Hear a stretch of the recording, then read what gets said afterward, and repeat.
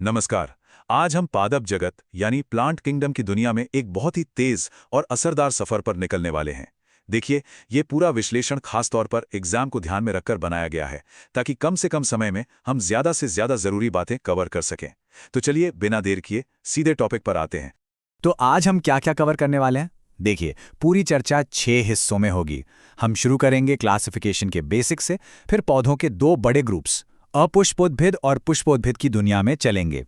उसके बाद हम देखेंगे कि पौधे की बनावट कैसी होती है और वो काम कैसे करते हैं। और हाँ, सबसे आखिर में कुछ ऐसे फैक्ट्स पर नजर डालेंगे जो एग्जाम में सीधे सीधे पूछ लिए जाते हैं। तो ये है हमारा आज का रोड मैप। तो चलिए शुरू करते हैं हमारे पहले हिस्से से, वर्गीकरण का आधार। देखिए, किसी भी चीज को अच्छे से समझने के लिए उसकी नींव पता होनी चाहिए, है ना? और पादप जगत के लिए यही नींव है इसका क्लासिफिकेशन। ये जो आप देख रहे हैं, ये पूरे प्लांट किंगडम का एक मास्टर प्लान है। सबसे पहला और सबसे बड़ा जो बंटवारा है वो दो ग्रुप्स के बीच है। पहला अपुष्पोद्भिद यानी क्रिप्टोगैम्स। ये वो पौधे हैं जिनमें फूल और बीज नहीं होते।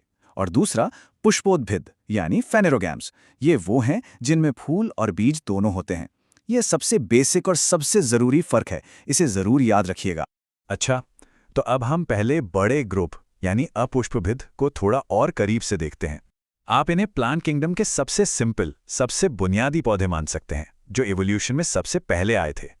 इस ग्रुप में सबसे पहले आता है थैलोफाइटा, और इसके अंदर आते हैं शैवाल यानी एल्जी और कवक यानी फंगाई। अब इन दोनों के बीच का जो फर्क है ना, वो एग्जाम का एक फेवरेट सवाल है। याद रखिए, शैवाल अपना खाना खुद बनाते हैं, यानी ये ऑटोट्रॉफिक हैं, और इनकी सेल वॉल सेलुलोज की बनी होती है।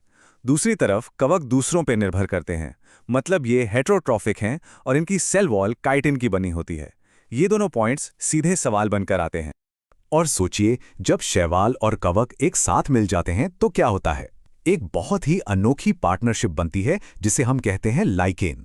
अब जो बात इसे एग्जाम के लिए खास बनाती है वो ये है कि लाइकेन एयर पोल्यूशन का एक जबरदस्त इंडिकेटर है, खास तौर पर सल्फर डाइऑक्साइड का। मतलब जहां हवा साफ नहीं होगी वहां लाइकेन आपको दिखेंगे नहीं।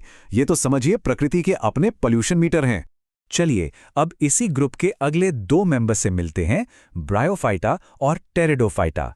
इनके निकनेम जरूर याद रखिएगा। ब्रायोफाइटा को कहते हैं पादप जगत का उभयचर। क्यों? क्योंकि ये रहते तो जमीन पर हैं, पर रिप्रोडक्शन के लिए इन्हें पानी चाहिए।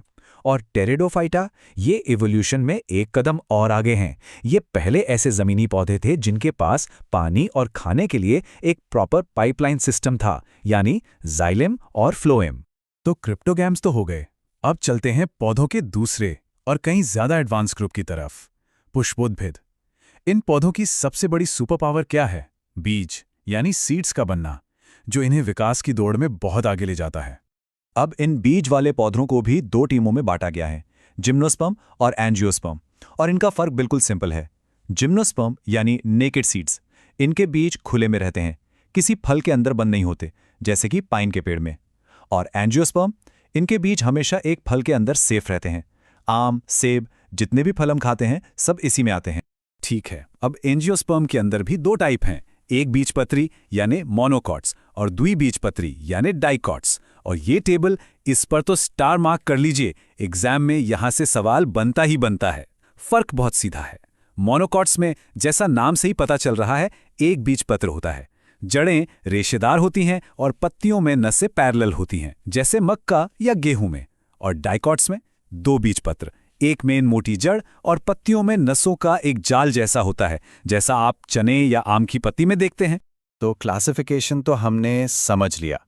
अब फटाफट पौधे के पार्ट्स देख लेते हैं, मतलब उसकी बनावट कैसी है, जड़, तना, पत्ती। चलिए जमीन के नीचे से शुरू करते हैं।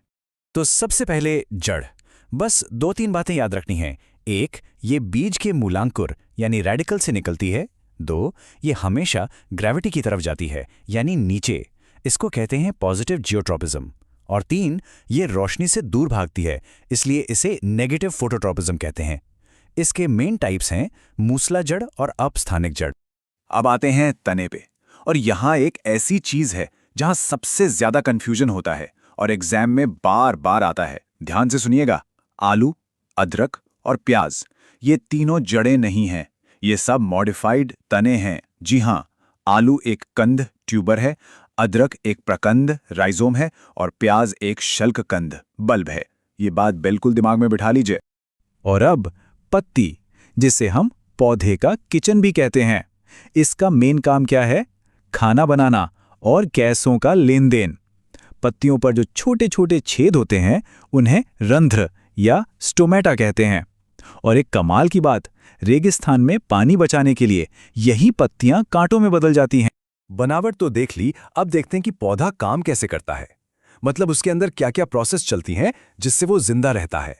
पौधों की सबसे जरूरी प्रोसेस है प्रकाश संश्लेषण। ये इक्वेशन तो आप जानते ही हैं, बहुत जरूरी है। आसान भाषा में कार्बन डाइऑक्साइड और पानी सूरज की रोशनी की मदद से मिलकर ग्लूकोज यानी खाना और ऑक्सीजन बनाते हैं। और दो बातें और याद रखिए, ये प्रोसेस होती है क्लोरोप्लास्ट में, और क्लोरोफिल के सेंटर में होता है मैग्नीशियम मेटल। ये भी एक पेट क्वेश्चन। अच्छा, ये फोटोसिंथेसिस 2 स्टेप्स में होता है। एक है लाइट रिएक्शन, जिसके लिए रोशनी जरूरी है।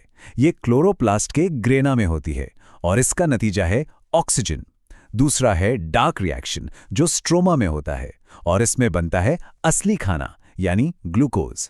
तो जगह और फाइनल प्रोडक्ट, बस यही 2 फर्क याद रखने हैं। चलिए अब एक क्विक रैपिड फायर राउंड करते हैं 5 मेन प्लांट हार्मोन्स का, फटाफट। ऑक्सिन चोटी की ग्रोथ, जिबेरेलिन लंबाई बढ़ाता है, साइटोकाइनिन सेल डिवीजन, एथिलीन ये अकेली ऐसी गैस है जो फलों को पकाती है, और एब्सिसिक एसिड यानी ABA ये ग्रोथ को रोकता है। बस हर हार्मोन का ये एक मेन फंक्शन ही काफी है। तो हम अपने आखिरी सेक्शन पर आ गए हैं। यहाँ हम फूल, फल और कुछ ऐसे फैक्ट्स कवर करेंगे जो सीधे एग्जाम्स में आते हैं। ये हमारा एक तरह से फाइनल रिवीजन राउंड है। देखिए, फूल जो है वो पौधे का रिप्रोडक्टिव हिस्सा है। इसके 4 मेन घेरे होते हैं।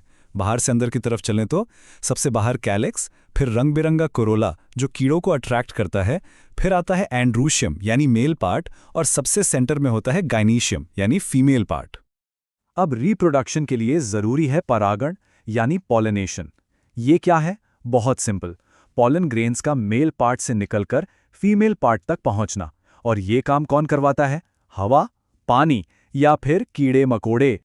और ये एक और एग्जाम फेवरेट, किस फल का कौन सा हिस्सा हम खाते हैं?